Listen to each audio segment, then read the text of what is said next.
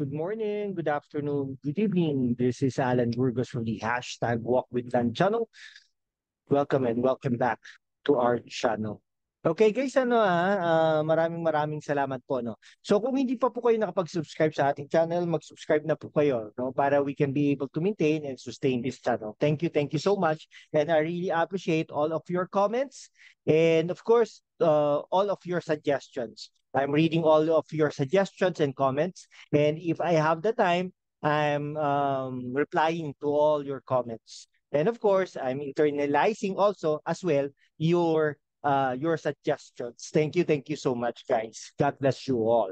Okay, so pag-usapan po natin ay si Pastor Apollo Kibuloy. Yan. So alam naman po natin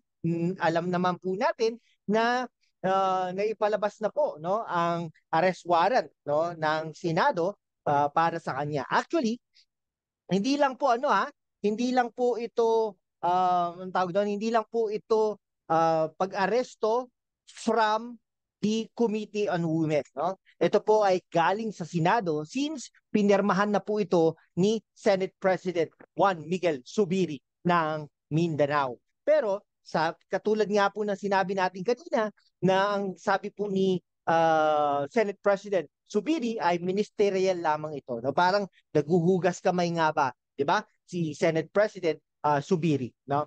Now, since na ipalabas na ngayon, ay inutusan na ang Sergeant at Arms, and definitely ang Sergeant at Arms ay hihingi yan ng tulong sa kapulisan, no? Particularly dyan sa Davao City. So alam naman natin na ang influence ng mga Duterte sa Davao ay napakalaki.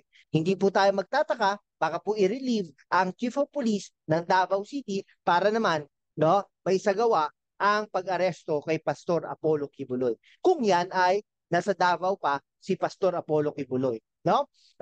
Lumabas po na ang MNLF ay sumusuporta sa liderato ni dating Pangulong Rodrigo Roa Duterte at saka kay Pastor Apollo Kibuloy. So hindi po natin maintindihan, baka hindi po maaresto. Okay? So ang tanong natin ngayon, si Pastor Apollo Kibuloy, maaresto kaya? Yan, ang katanungan po natin. No, depende po yan. So alam naman po natin, ang Mindanao ay parang Duterte country yan. No? So, di ba, lumabas nga yung ano natin, yung survey natin, na mahina si survey ng SWS rather na mahina si PBBM sa Mindanao. Okay? So it's a Duterte country pa rin as much as possible ang Mindanao.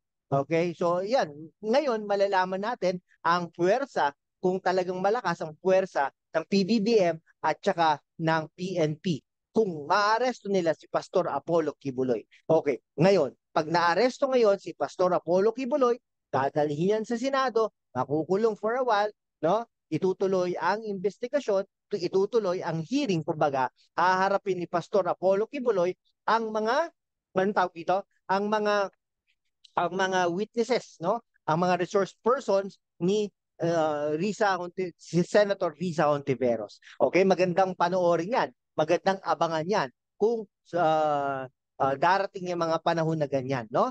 Yan. Ngayon, sabi nga ni Pastor Apollo Kibuloy, ngayong mga panahon na ito, sa langit siya dumidinig. Pumupunta siya doon. Hindi ko lang alam kung pumupunta siya physically or talagang nananalangin lang siya. No? Ayan, si Pastor Apollo Kibuloy. Ito, maganda. Kasi halos lahat naman po, hindi naman halos lahat, may mga senador dyan na talagang pumupunta kay Pastor Apollo Kibuloy upang humingi ng tulong. Maybe finances or maybe through votes. Okay? Hindi po natin alam kung ilan po ang botante Pastor Apollo Kibuloy. Pero kung totoo ngang 4 milyon dito sa Pilipinas ang miyembro nila, pero hindi natin alam, baka 2 million ang bumoboto diyan, ay malaking bagay na rin 'yon, di ba? Na boto para sa isang senador. Okay? Sige po, abangan po natin mga susunod na kabanata kung talagang maaaresto ba si Pastor Apollo Kibuloy. Kayo kaibigan, no? Kayo, pag kayo tatanungin, sa tingin nyo ba maaaresto si Pastor Apollo Kibuloy sa mga darating na araw? Sige po, hanggang dito na lang po mga kaibigan ko. Maraming salamat po sa inyong lahat. Ito nga po pala si hashtag Walk with Land. No? So sana po ay Suportahan nyo ang ating channel upang dumami po tayo. No? So far, let us check kung ilan na po tayo. Tayo po ay 6,824 subscribers na po tayo. Okay? So maraming salamat po sa inyong lahat. Mabuhay po kayo. God bless you all.